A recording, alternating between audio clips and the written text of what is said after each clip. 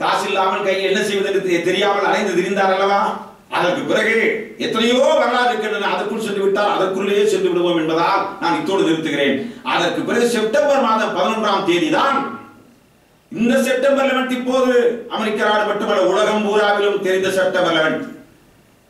ஆனால் அந்த மாநாடு நடைபெற்றதே சர்வமத சபை மாநாடு. அந்த மாநாடும் செப்டம்பர் 11ஆம் தேதி 1893 தான் தொடங்கியது. அப்போது அவர் பெயர் யாருக்காவது தெரியுமா? தெரியாது. அந்த பெயர் தெரியாது. ஆனால் மேடையிலே வந்து அமர்ந்திருக்கிறார். அவர் அமர்வதற்கு 1000 சிரமங்கள் பட்டார். தன்னம்பிக்கை வர வேண்டும் என்றால் இளைஞர்கள் அவரது வாழ்க்கை வரலாற்றை வாசிக்கலாம். ஆனால் கடைசியிலே காலை ஊராமல் சொற்பொழிவாற்றவில்லை, மாலையில் தான் சொற்பொழிவாற்ற அழைக்கிறார்கள். அவர் மறுக்கிறார். அதுக்கு முன்பு அவர் பிரசித்தி பெற்ற பேச்சாளர் இல்லை. இந்த சிகாகோ நகரம் தான் அவரை உலகத்துக்கு அறிமுகப்படுத்திய நகரம். அவர் சொல்லுகிற வாசகம் sisters and brothers of America என்ற வாசகம் அனைவருக்கும் தெரியும். ஆனால் அதற்கு பிறகு சொன்ன வாசகம் தான் முக்கியம். எல்லா மார்க்கங்களிலும் உண்மை இருக்கிறது என்று சொன்னார். எல்லா மார்க்கங்களிலும் உண்மை இருக்கிறது. அது இந்து மார்க்கமாக இருந்தால் என்ன, கிறிஸ்துவ மார்க்கமாக இருந்தால் என்ன, இஸ்லாமிய மார்க்கமாக இருந்தால் என்ன, எல்லா மார்க்கங்களிலும் உண்மை இருக்கிறது என்ற கருத்தை உலகறிய சொன்ன இடம் இந்த இடம். ஆகவே அப்படிப்பட்ட ஒரு வரலாற்று சிறப்புமிக்க ஒரு இடத்தில் அதற்கு பிறகு உலக பிரசித்தி பெற்று அமெரிக்க தேசத்திலேயே சில ஆண்டுகள் தங்கி இருந்து பல்கலைக்கழகங்களில் சொற்பொழிவாற்றி உலக பிரசித்தி பெற்ற ஒரு மனிதராக திரும்பி இந்தியாவுக்கு திரும்புகிறாரே, அப்ப இந்த இடம் தானே உலக பிரசித்தி பெற்ற மனிதராக அவரை உயர்த்தி அந்த நாட்டுக்கு அனுப்பி இருக்கிறது என்றெல்லாம் நான் சிந்தித்ததன் காரணமாகத்தான் இந்த நகரத்தை என் நெஞ்சின் ஆழமாக நிறுத்த நகரம் என்று நான் குறிப்பிட்டேன்.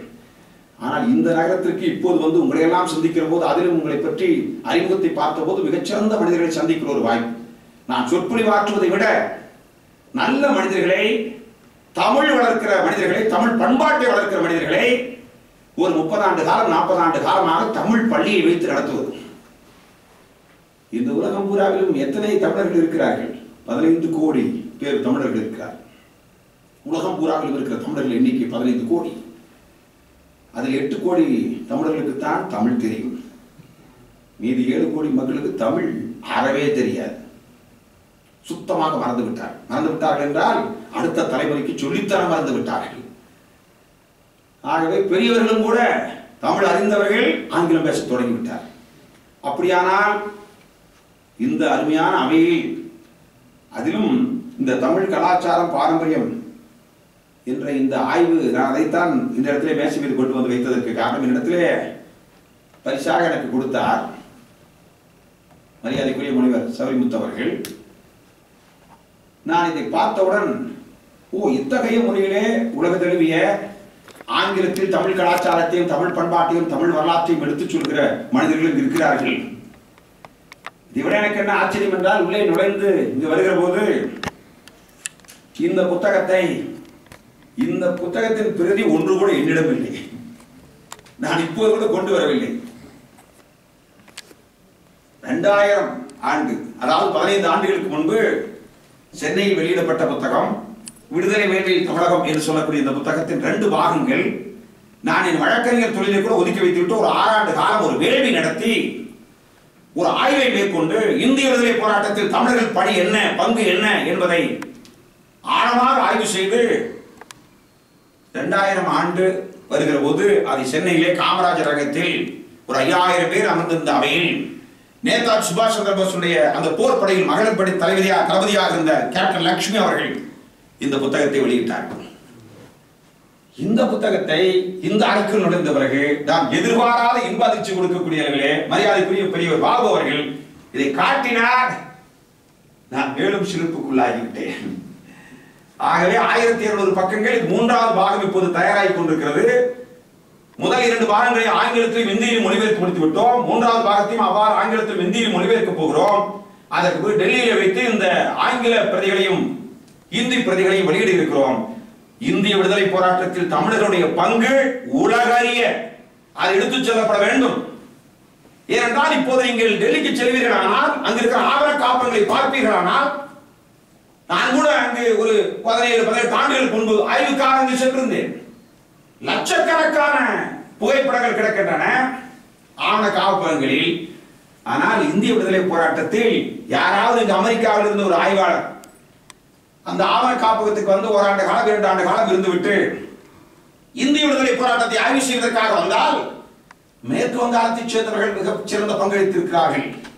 மராட்டிய மாநிலத்தைச் சேர்ந்தவர்கள் அற்புதமான பங்கு செலுத்தியிருக்கிறார்கள். பஞ்சாப் மாநிலத்தைச் சேர்ந்தவர்கள் சொல்லவே வேண்டாம் என்றெல்லாம் எழுதுவார்.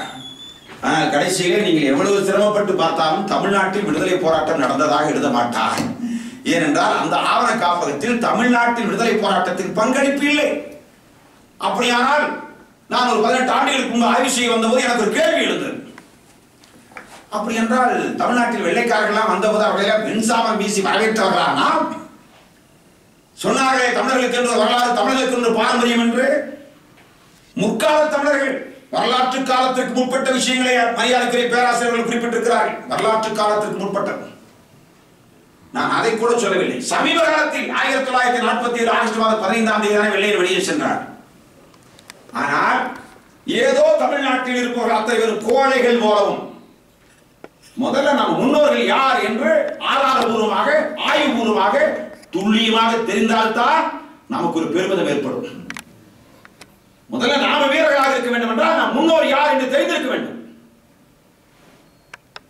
முன்னோர் அத்தனை பேரும் கோழைகளா? வெள்ளையர்களை வரவேற்றவர்களா? வெள்ளையர்களுக்கு அடிமையானவர்களா? வெள்ளைகளுக்கு என்று அஞ்சி நடுங்கியவர்களா? நான் கேட்கிறேன். 1857 தானே இப்போது நம்முடைய குழந்தைகள் இந்தியாவிலே பாடப்புத்தகத்திலே வரலாற்று பாடப்புத்தகத்திலே வாசிக்கிறார். முதல் இந்திய சுதந்திர போராட்டம் என்பது எது? First war of Indian independence என்றால் சிப்பாய் கழகம், சிப்பாய் பிடிடி 1857 1857 என்றுதான் நம்முடைய குழந்தைகள் அனைவரும் எழுதுகிறார்கள். பாடப்புத்தகத்தில் அதான் சொல்லப்படுகிறது. நான் கேட்கிறேன், 1857 நடைபெற்ற அந்த சிப்பாய் கழகத்தை குறைத்து மதிப்பிடவில்லை. அது சாதாரண விஷயம் அல்ல. ஆனால் அதற்கு முன்பு இந்தியாவில் விடுதலை போராட்டமே நடைபெறவில்லையா? அப்படியானால் 1806ஆம் ஆண்டு 1806 சரியாக 50 ஆண்டுகளுக்கு முன்பு, அரை நூற்றாண்டுகளுக்கு முன்பு, 1857க்கு அரை நூற்றாண்டுக்கு முன்பு வேலூர் புரட்சி என்ற ஒரு புரட்சி நடந்தது. வேலூர் மியூட்டினி 1806 என்று சொல்லக்கூடிய ஒரு பெரும் அழகான ஆய்வு புத்தகத்தை தன்னுடைய PhD தீசிஸாக பேராசிரியர் பி. சின்னையன் அவர்கள் வெளியிட்டிருக்கிறார். வாய்ப்பு இருந்தால் நீங்கள் வாசித்து பாருங்கள். வேலூர் மியூட்டினி 1806. இந்த PhD என்றால் ஐயா தவறாக நினைத்துக் கொள்ளக்கூடாது. இன்று பல இடங்களில் வாங்கப்படுகிறது பட்டதல்ல. அதுவே வாழ்க்கையாக இருந்து ஆய்வு செய்து நூற்றுக்கணக்கான ஆய்வாளர்களை உருவாக்கிய மிகப்பெரிய வரலாற்று வல்லுநர் தான் டாக்டர் பி. சின்னையன். அவர் தன்னுடைய ஆய்வு புத்தகத்தை அச்சிட்டு ஆங்கிலத்தில் வெளியிட்டு விட்டார். 1806 சிப்பாய் மியூட்டினி 1806 என்ற பெயரில் தன்னுடைய PhD தீசிஸ், அந்த தீசிஸ் அப்படியே புத்தகமாக அச்சிட்டு வெளியிட்டு விட்டார். ஆனால் நீங்க அதை படித்தீர்கள் என்றால் 1806ஆம் ஆண்டு வெறும் 5 மணி நேரம் நடந்த அந்த புரட்சி, நீங்க 1857ஆம் ஆண்டு நடைபெற்ற அந்த புரட்சிக்கு அப்படியே ஒத்திகை போல் இருக்கும். அதாவது இஸ்லாமியர்கள் தாடி வைத்திருப்பார்கள், தாடி வைத்திருக்க கூடாது என்று ஒரு விதி வந்து விட்டது. இந்துக்கள் கடுக்கன் போட்டிருப்பார்கள், திருநீரிட்டிருப்பார்கள், நாமம் போட்டிருப்பார்கள், குடிமை வைத்திருப்பார்கள். நான் சொல்லக்கூடிய இந்திய படையில் சிப்பாய்களாக இருந்தவர்களை சொல்கிறேன், சிப்பாய்களாக வெளியிடத்திலே சம்பளம் வாங்கி கொண்டிருந்தவர்களை சொல்கிறேன். திடீரென்று ஒரு உத்தரவு போட்டு விட்டான். மேலே நான் போடுகிற தலைப்பாகை இருக்கிறதே, அந்த தலைப்பாகையில் பன்றி கொழுப்பு தடவப்பட்டிருக்கிறது என்று வதந்தி பரவிவிட்டது. இன்னும் சில பேர் மாட்டு கொழுப்பு தொடங்கி இருக்கிறது என்று வதந்தி பரவிவிட்டது. இந்த 2 வதந்திகளும் வதந்தி பரவினால் சொல்ல வேண்டுமா? அப்படி காட்டுத்தீவோடு பரவிவிட்டது.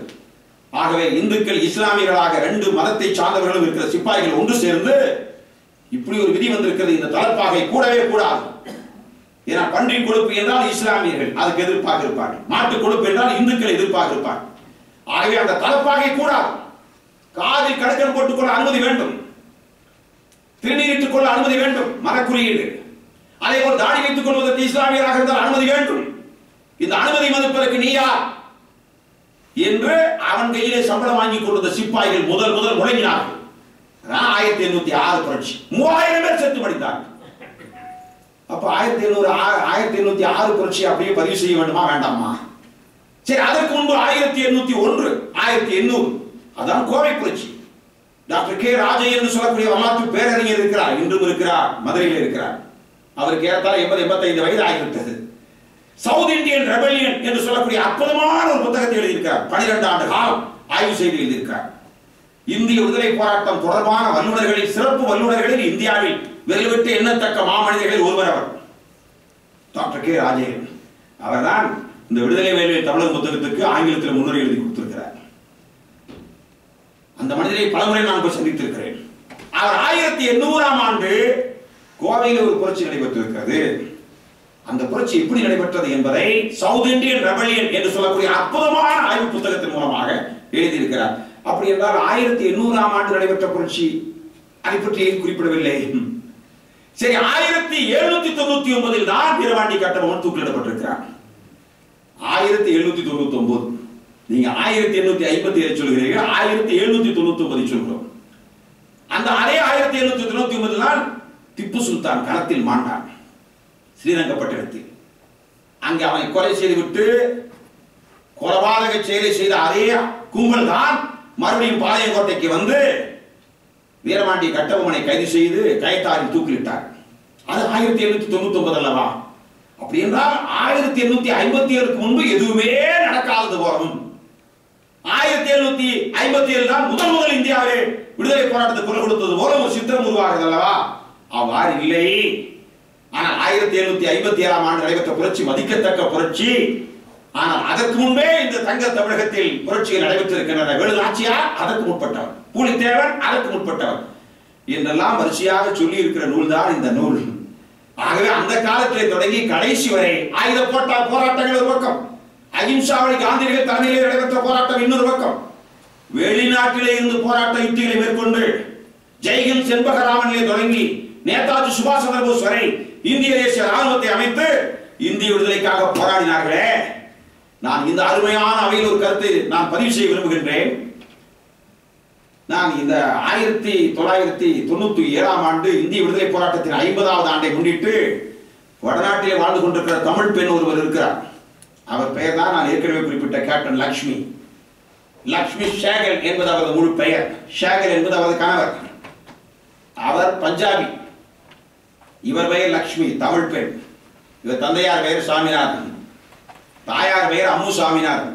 திண்டுக்கல்லில் நாடாளுமன்ற உறுப்பினராக இருந்தவர் கேப்டன் லட்சுமியுடைய தாயார். அந்த பெண்மணி விடுதலை போராட்டத்துக்கு பிறகு இந்தியாவிலே தமிழகத்துக்கு அவர் திரும்பவே இல்லை. ஏனென்றால் பஞ்சாபில் திருமணம் செய்து கொண்டார். அங்கு கான்பூரிலே போய் அங்கேயே குடியமர்ந்து கொண்டார். தமிழ்நாட்டுக்கு வரவில்லை. அவர் உயிரோடு இருக்கிறாரா இல்லையா என்பது கூட தெரியாது. அதுக்கப்புறம் நான் ஆய்வில் விசாரித்த பிறகு கான்பூர் சென்று அவரை பார்க்க வேண்டும் என்பதற்காக நான் அவரை போய் பார்த்தேன். அவரை போய் நேரடியாக சந்தித்தேன். அப்போ கூட நான் ரொம்ப யோசனை செய்து நான் ஈரோட்டுக்கு வந்து தொலைபேசி எண்ணை பிடித்து கான்பூருக்கு அவருக்கு தொலைபேசியில் பேசிய போது ரொம்ப ஆங்கிலத்தில் பேசினேன். அதாவது நான் ஈரோடு என்றால் கோயம்புத்தூர் மாவட்டத்தின் ஒரு பகுதி என்றெல்லாம் அவருக்கு விவரித்து சொல்லி நான் உங்களை வந்து நேராக பார்க்க வேண்டும் என்று சொன்னபோது அவர் சொன்னார், எதற்காக பார்க்க வேண்டும்? நேரத்தை வீணாக்குகிறீர்கள், பணத்தை வீணாக்குகிறீர்கள் என்று சொன்னார். இல்லை இல்லை, உங்கள் வரலாற்றை உங்கள் வாய் மூலமாக கேட்க வேண்டும் என்று சொன்னேன். அதற்கு ஒப்புக்கொள்ளவில்லை. வேண்டுமானால் என் வரலாற்றை நானே எழுதி அனுப்புகிறேன் என்று சொன்னார். அடம் பிடித்தார். இல்லை இல்லை என்று நான் ஒரு மாத காலம் இடைவெளி விட்டு மறுபடியும் தொலைபேசியில் தொடர்பு கொண்டு மறுபடியும் நேரடியாக சென்று அவரை சந்தித்து ஒரு வார காலம் அவரோடு அவர் வீட்டிலே இருந்தேன் கான்பூரில். அவரிடத்தில் பேசிய போது கிடைத்த செய்தி, இந்த அருமையான மணிமண்டபத்தில் இருக்கிற அற்புதமான மனிதர்களாகி அது வரலாறு தொடர்புள்ள, அது தமிழர் வரலாறு தொடர்புள்ள ஆய்வுகளை மேற்கொண்டிருக்கிற மனிதர்கள் ஆனதற்கின்ற இந்த அவையை நான் பதிவு செய்ய வேண்டும். ஒரு வார காலம் இருந்துவிட்டு கடைசியில் திரும்பி புறப்படுகிற போது சொன்னார், அம்மா நாங்கள் புறப்படுகிறோம், மிக்க நன்றி என்று சொன்ன பிறகு உங்களுக்கு தான் நன்றி சொல்ல வேண்டும். 50 ஆண்டு காலமாக என்னை நேரில் வந்து என்னுடைய விடுதலை போராட்ட வரலாற்றை இவ்வாறு யாரும் குறுக்கு கேள்வி பலது கேட்டு இரவு பகலாக இருந்து பதிவு செய்யவில்லை. பதிவு செய்து விட்டீர்கள். ஆனால் தம்பி ஒன்றை மறக்காதீர்கள், நேதாஜி சுபாஷ் சந்திர போஸுடைய படையில் பெண் படை, அந்த மகளிர் படை, இவர் ஒரு மருத்துவர், MBBS படித்து கைனகாலஜி DGO படித்தவர் மெட்ராஸ் மெடிக்கல் காலேஜில் படித்துட்டு சிங்கப்பூர் அவருடைய உறவினரை பார்ப்பதற்காக சென்றார். அங்கு சிங்கப்பூர் சென்ற இடத்தில் நேதாஜி சுபாஷ் சந்திர போஸை பார்த்தார் முதல் முறையாக. அவர் உரை கேட்டார். மிக அற்புதமான உரை நிகழ்த்தக்கூடியவர், உணர்ச்சிகரமான உரை, நேதாஜி சுபாஷ் சந்திர போஸ் உரை. அந்த உரையை கேட்டார். உரையை கேட்ட பிறகு நேதாஜியை தனியாக போய் சந்தித்து, இளம் பெண், படித்த பெண், டாக்டராக படித்த பெண், அப்போதான் மருத்துவக் கல்லூரியில் படித்து சென்றிருக்கிறார், நான் இந்திய தேசிய ராணுவத்தில் சேர வேண்டும் என்று சொன்னார். பெண்கள் எல்லாம் சேர்க்கப்படுவதில்லை, இது கடுமையான பயிற்சி, ஓராண்டு கால பயிற்சி பெற வேண்டும். அதுவும் ஆயுத பயிற்சி பெற வேண்டும், நீங்கள் வர வேண்டாம் என்று சொன்னார். இல்லை இல்லை, நீங்கள் என்னை சேர்த்தே ஆக வேண்டும் என்று இவர் மிக வலியுறுத்தி கேட்டதால் ஒரு 10 நாட்கள் 15 நாட்கள் விவாதித்த பிறகு முதல் பெண்ணாக அந்த இந்திய தேசிய ராணுவத்தில் ஒரே முதல் மகளிராக இந்த லட்சுமி தமிழ் பெண் தான் சேர்ந்தார். சேர்ந்த பிறகு என்ன செய்தார்கள், ரப்பர் தோட்டத்தில் வேலை செய்யக்கூடிய தொழிலாளிகள், தேயிலை தோட்டத்தில் வேலை செய்யக்கூடிய தொழிலாளிகளாக இருக்கிற பெண்கள் இருக்கிறார்களே, பல பெண்களை சேர்த்தார். கடைசியில் 1000 பெண்கள் சேர்ந்தார்கள். 1000 பெண்களுக்கு ஆயுத பயிற்சி, ஓராண்டுகள் ஆயுத பயிற்சி. அதற்கு பிறகு யுத்த களத்தில் பலர் மாண்டார்கள். இந்த அத்தனை வரலாறையும் ஒரு வார காலம் நான் கேட்டு முடித்த பிறகு கடைசியாக, தம்பி நீங்க தமிழ்நாட்டுக்கு திரும்பிய பிறகு ஒன்றை செய்யுங்கள். இந்த ராணி ஜான்சி ரெஜிமெண்ட் என்று அதற்கு பெயர். அந்த மகளிர் பிரிவுக்கு என்ன பெயர்? ராணி ஜான்சி ரெஜிமெண்ட். இந்திய தேசிய ராணுவத்தின் நேதாஜி தலைமையில் இருக்கிற அந்த போர் படையின் மகளிர் படைக்கு ராணி ஜான்சி ரெஜிமெண்ட். அந்த ராணி ஜான்சி ரெஜிமெண்டில் மொத்தம் 1000 பெண்கள் இருந்தார்கள். பயிற்சி பெற்று ஆயுதம் தாங்கிய போராட்டத்தை நடத்தியவர்கள், இந்திய விடுதலை போராட்டத்திற்காக செத்து மடிந்தவர்கள். அதில் 80% மேல் தமிழ் பெண்கள் என்ற செய்தியை தமிழர்களுக்கு சொல்லுங்கள் என்றார். இந்திய தேசிய ராணுவத்தில் தமிழ் பெண்கள் இருந்ததும், அது ராணி ஜான்சி ரெஜிமெண்ட் என்ற பெயரில் அவர்கள் ஓராண்டு காலம் பயிற்சி பெற்றதும், பயிற்சிக்கு பிறகு கேப்டன் என்ற முறையிலே லட்சுமி அவர்கள் நேதாஜியால் அறிமுகப்படுத்தப்பட்டதும், ஒரு தமிழ் பெண் அதற்கு தலைமை ஏற்றதும், அதற்கு பிறகு 80க்கும் மேற்பட்ட சதவீதம் தமிழ் பெண்கள் தான் அதில் இருந்தார்கள். நாம் கேட்கிறோம், புறநானூற்று பெண்கள், முரத்தால் புலியை முறியடித்த பெண்களை பற்றி நாம் சொல்கிறோம். ஆனால் இப்போதானே மறைந்தார் அந்த கேப்டன் லட்சுமி அவர்கள். அவர் தலைமையிலே 1000 பெண்கள் இருந்தார்கள். 80க்கும் மேற்பட்ட சதவீதத்தில் தமிழ் பெண்கள் இருந்தார்கள், வீரமரணம் அடைந்தார்கள் என்ற செய்தியை நாம் தெரிந்து கொள்ள வேண்டாமா? நான் ஏன் இதை குறிப்பிடுகின்றேன் என்றால், இந்த புத்தகத்தை கொண்டு வந்து என் கையில கொடுத்த பிறகு பரவசத்தோடு நான் இதை பேசிக் கொண்டிருக்கிறேன். இந்திய விடுதலை போராட்டத்தில் தமிழர்களுக்கு என்று வலுவான பங்கு இருக்கிறது. பெரிதினும் பெரிதுகேள் என்ற தலைப்பை கொடுத்திருக்கிறீர்கள். பெரிதினும் பெரிதுகேள் இந்த தலைப்பை பார்த்தவுடன் நான் நினைத்தேன், பெரிதினும் பெரிதுகேள் என்று தலைப்பு கொடுத்திருக்கிறீர்கள். பாவேந்தர் பாரதிதாசன் சிறிதினும் சிறிது கேட்டார்.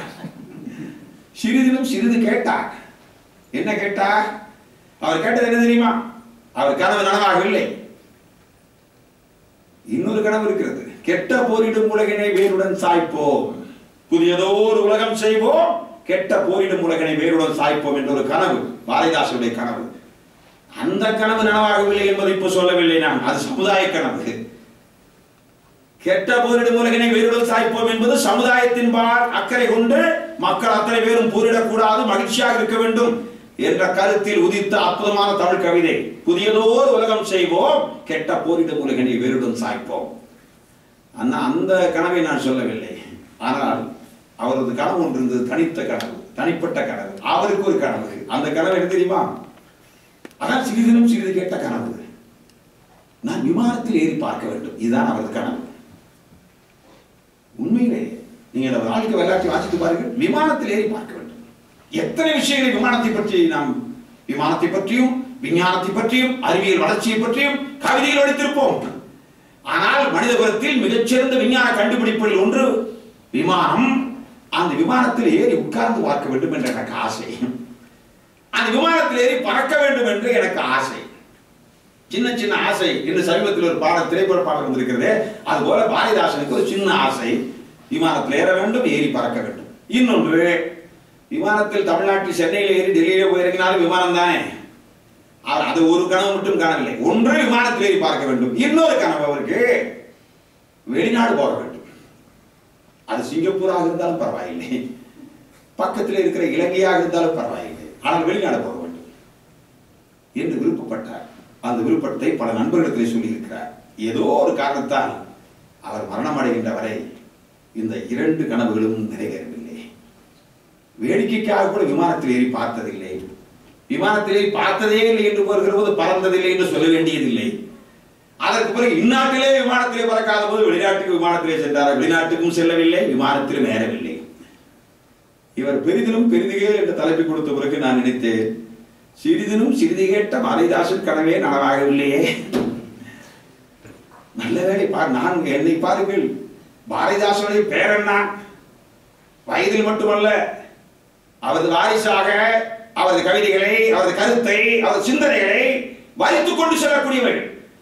ஆனால் பாரதிதாசன் சார்பாக எங்கள் ரத்த நாளங்களில் நாடி நரம்புகளில் பாரதியும் பாரதிதாசனையும் அப்படியே உலகிட்டுக் கொண்டு செல்கிற நாங்கள் உலகம் பூராவிலும் அவர் கனவு கண்ட கனவை எங்கள் மூலமாக நிறைவேற்றிக் கொண்டிருக்கிறோம். விமானத்தில் ஏறி செல்கிறோம், பல நாடுகளுக்கு செல்கின்றோம். விமானத்தில் ஏறி செல்வது மட்டுமல்ல, வேறு பல நாடுகளுக்கு செல்கிற அவரது கனவை எங்கள் மூலமாக நனவாக்குகிற போது சிறிதினும் சிறிது கேட்ட அவரால் அதை கூட சாதிக்க முடியாமல் செத்து படைந்தாரே. ஆனா சமுதாயத்திற்கு எவ்வளவு பெரிதினும் பெரிது கேட்டிருக்கிறார். மண்டும் மதங்களின் அண்டா நெருப்பவன் என்று பாரதியை பற்றி சொன்னார் அல்லவா? மதம் இல்லாத, சாதி இல்லாத ஒரு நல்ல சுமூகமான அமைதியான போர் இல்லாத ஒரு சமுதாயத்தை அமைக்க வேண்டும் என்றுதானே சிந்தித்தார். அனைவருக்கும் கல்வி கிடைக்கிற, அனைவருக்கும் நல்ல வருமானம் கிடைக்கிற, அனைவரும் மகிழ்ச்சியாக இருக்கிற, போட்டி பொறாமை இல்லாத ஒரு நல்ல தமிழகத்தை, நல்ல தமிழ் ஒரு நல்லுலகை உருவாக்க வேண்டும் என்றுதானே சிந்தித்தார். நான் இந்த அருமையான அவையில் இன்னொன்றும் சொல்கின்றேன். இது பெரிய பெரிய விஷயங்களுக்கெல்லாம் செல்ல வேண்டாம், பாரதிதாசனுக்கெல்லாம் செல்ல வேண்டாம். ஒரு சின்ன விஷயம் பெரிதினும் பெரிதுகே என்று வருகிற போது மதுரையில் சில இளைஞர்கள் என்ன செய்தார்கள்? பள்ளிக்கூடத்து மாணவர்கள் சில பேர் ஒன்று சேர்ந்தார்கள். இந்த மதுரை உங்களுக்கு எல்லாம் தெரியும். உங்களோட சில பேர் மதுரை என்று சொன்னீர்கள், மதுரை பக்கம் என்று சொன்னீர்கள். மதுரையிலே சிறப்பாக இருப்பது மீனாட்சி அம்மன் கோயில் தான். அந்த கோவில் 4 புறங்களிலும் கம்பீரமான கோபுரங்கள் இருக்கின்றன. இங்க கூட பார்த்தேன் வாஷிங்டன் டிசியில. இங்கிருந்து போனால் தூரத்தில் ஒன்று தெரிகிறது, அதான் வாஷிங்டன் நினைவு தூண் என்று சொல்கிறார்கள். அது பார்த்தால் இன்னும் ஒரு 100 அடி நடந்தால் அது வந்து விடும்போது தெரிகிறது. அதுக்கு பிறகு மைல் கணக்காக நடந்தாலும் வரமாட்டேன். அதற்கு பிறகு அடிவாரத்துக்கு செல்வதற்குள் அசந்து போய்விடுகிறது. அது கூட என் மனைவி அவரால் நடக்கவே முடியவில்லை.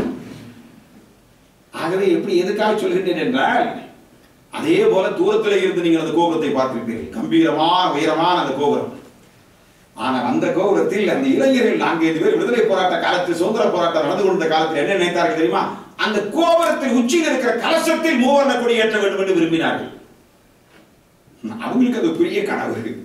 அது எப்ப கொடி ஏத்துனா எலும்பு உடைக்கப்படுகிற, சிறை கொட்டடையில் அடைக்கப்படுகிற அந்த காலத்தில், ஒரு இருண்ட காலம், வெள்ளையின் வெறியோடு அலைந்த காலம், யாராவது மூவர்ண கொடி கடல் கொடி எங்கே வெட்டிவிட்டால் சாவு நிச்சயம், அந்த சிறை நிச்சயம் என்று இருக்கிற காலத்தில் துணிச்சலாக சில 10-15 பேர் முடிவெடுத்து விட்டார். இந்த முடிவு பேசாமல் இருந்திருக்கலாம் அல்லவா? இளங்கன்று பயமறியாது சொல்கிறார்களே, முடிவெடுத்து விட்டு என்ன செய்தார்கள் தெரியுமா?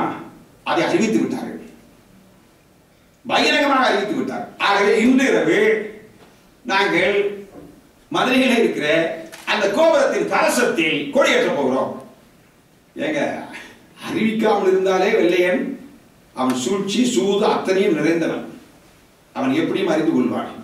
அவனிடத்தில் அந்த அளவுக்கு புலன் விசாரணை செய்யக்கூடிய ஆற்றல் இருக்கிறது. ஆனால் அறிவித்தே விட்டார்களே என்று அந்த பெண்கள், அந்த நகரத்து பெண்கள்லாம் பதறினார்கள். என்ன ஆகுமோ தெரியவில்லை. என்ன செய்தார்கள் தெரியுமா? நூற்றுக்கணக்கான போலீசார், அதிலும் இரும்பு தொப்பி போலீசார் கையிலே ஆயுதத்தை வைத்துக் கொண்டு இந்த வழியாகத்தானே வர வேண்டும். ஏன்னா கலசம் இங்கு இருக்கிறது, கோபுரம் இங்கு இருக்கிறது, இந்த வழிதான் நுழைவாயில், இங்குதானே வர வேண்டும் என்று இரும்பு தொப்பி போலீசார் தயாராக இருக்கிறார். ஒரு நூற்றுக்கணக்கான பேர். இதை